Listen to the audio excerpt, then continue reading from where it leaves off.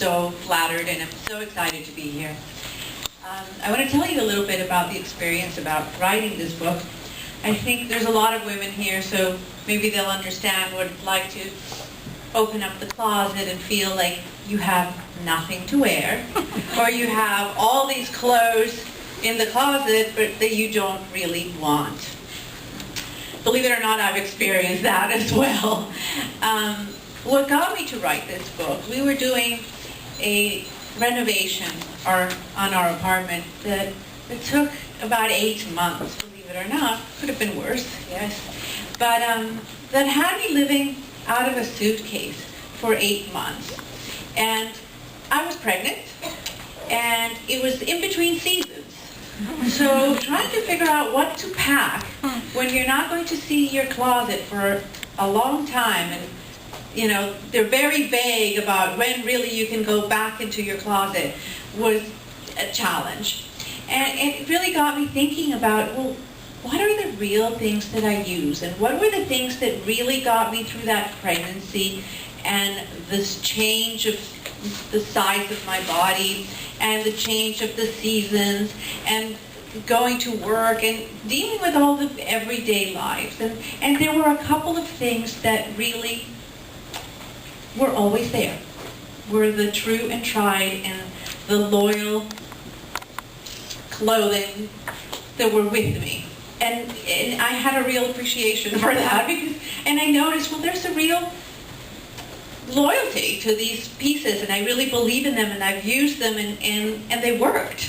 So I thought about, well, what about writing a book about all the incredible items that are out there that, you know, we might not pay attention to them. Some of them we have in our closet, some of them we don't, some of them we might not have thought about owning, but are real icons that have been in style, that sometimes we retire for a few seasons, but we pull them back out of our closets and we can use them and we can invest in them. Pieces that we can invest, that hold value, and that are timeless yet stylish. And that's how I came about having the idea to write the 100. The question is, well, do I have to have the 100 pieces? Do you have the 100 pieces? I don't have the 100 pieces. I'm not sure if I do. But it was really, I tried to think as an editor, which I have been for many years, and put on my editor hat on and think about all those women with all those different styles. And even, you know, it's maybe, or different moods, because some of us have different moods. And one day we want to be playing in the park with our son and be kind of hippie and boho, and the next day we have to be in the office and have to be conservative and classic. So it's really trying to keep in mind all the fashion chameleon in all of us, or all the different personalities and styles. So there's something here for everyone. I hope you enjoyed this book. I thank you for being here, and I'll take any questions. Sure. It's kind of a Dutch book, so I wonder, how has your approach to dressing changed since having a baby? Or has it?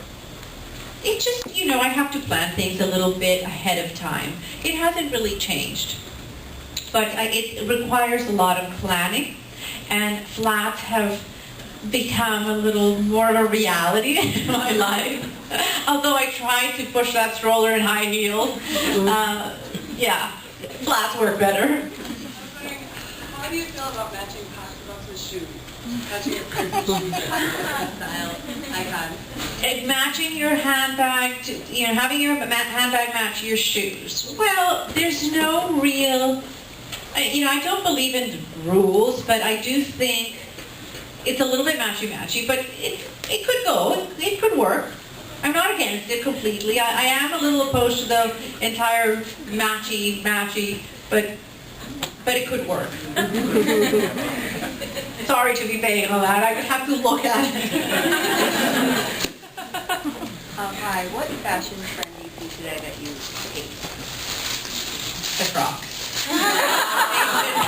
If you are 12 or under, that's the only time that you should wear Crocs. If you're 12 or older, just forget about it. Older than 12, forget about the Crocs. They're awful. Even the Mary Janes? Can you tell us what you're wearing today? I am wearing, actually, my good friend Michael Kors, little black dress. That's what I'm wearing. What's really exciting that you see trends coming up for this next season? Oh, well, for fall, you know, the big inspiration for fall has been that, especially in New York, a lot of designers were inspired by that television show, Mad Men. So there's a real resurgence of all the 50s and early 60s fashion, which it's very conservative and very feminine, so I think that's great. There's also a lot of black lace. There's the return of costume jewelry. So if you're a fan of costume jewelry, this is the moment to really, all of the things that I've said in my little black book of style. No, but, the comeback of costume jewelry, the little black dress took center stage as well, a very a show to watch, which is the Balenciaga show. It's really key in forecasting what is one of the important trends. And his first look out of the runway was a little black dress with some incredible costume jewelry. So that really set the pace, and that's one of them. Well, it's interesting too, and I'm sorry.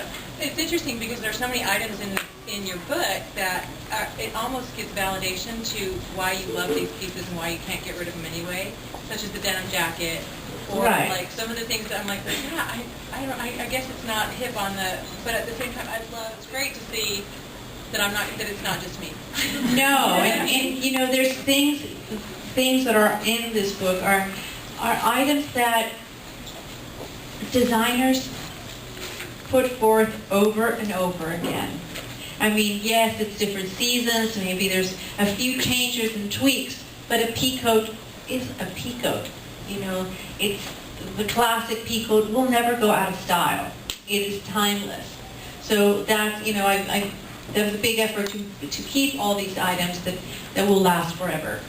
And especially, now when I feel the trends move so quickly, and fashion trends especially move so quickly, I think it's important to keep a wardrobe that is grounded and that you can, work with, because otherwise, I don't know, many of us have unlimited cash to just pick up and make a new wardrobe every season and disregard it the following season. So.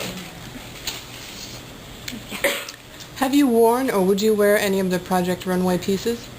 I would wear a lot of them. I haven't, because I feel that if I wear one, then and I don't wear another one, I've been torn. But I'm a big fan of Rami's clothes. I'm a big fan of Christian's clothes, of Laura Bennett's clothes. The list goes on.